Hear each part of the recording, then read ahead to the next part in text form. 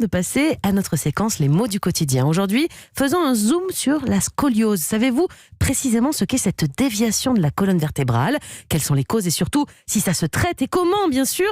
Benjamin Lévesque, notre journaliste de choc, vous a interrogé sur ce sujet. On écoute tout de suite son micro-trottoir. Peut-être un déplacement d'une vertèbre, ça fait penser un petit peu à quelque chose, à un problème au niveau du dos en tout cas. Un problème de dos, ça fait mal.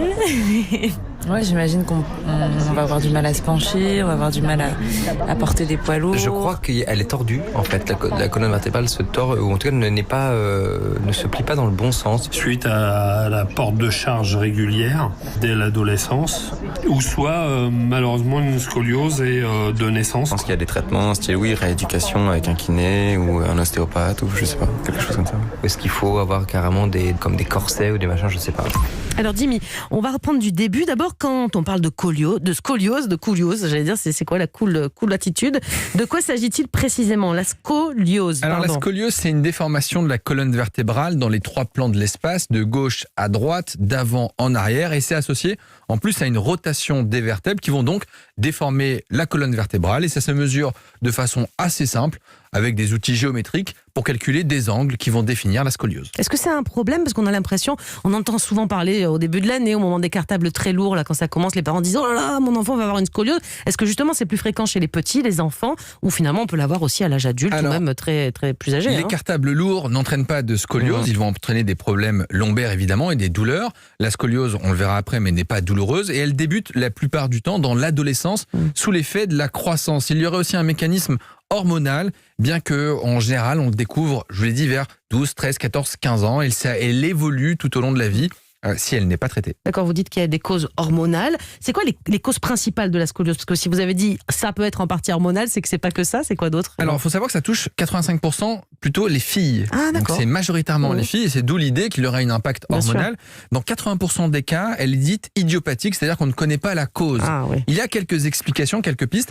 La première, on a une glande dans le cerveau qu'on appelle l'épiphyse, qui sécrète des hormones, des neurotransmetteurs au moment de la croissance qui ne marcheraient pas très bien et qui vont avoir une influence sur le développement de la colonne vertébrale qui, en quelque sorte, va se faire de façon anormale. Il y a un terrain génétique, puisque les filles, les mamans d'une enfant qui est scoliotique, peuvent peut-être avoir aussi une scoliose. Mais ça ne veut pas dire qu'elle sera aussi grave.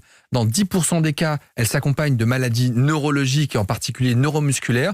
Et dans 5% des cas, c'est congénital, donc c'est donc dès la naissance. Ce que vous avez dit tout à l'heure, il n'y a pas forcément de douleur, mais comment ça se diagnostique alors? Alors, pas de douleur, vous avez vu le bossu Notre-Dame, Quasimodo, il dévale les escaliers. C'est une scoliose, non, là c'est une bosse. C'est une scoliose, c'est avec une gibbosité. La bosse que vous voyez, justement, c'est lié à la déformation, on appelle ça une gibbosité, que le médecin traitant peut diagnostiquer en faisant un test tout simple. Mais non, ça n'entraîne pas de douleur, sauf lorsqu'il y a un angle très important de la scoliose qui va aboutir à une fixation de la colonne vertébrale, mais vers 30-40 ans.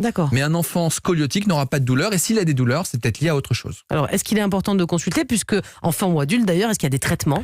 Oui, il est important de consulter, le médecin doit le dépister, le pédiatre ou le généraliste. Dans 90% des cas, ça évolue de façon favorable, sans traitement chirurgical. Dans une fois sur deux, on a besoin de porter un corset, normalement 24 heures sur 24, même si on sait que c'est difficile à porter.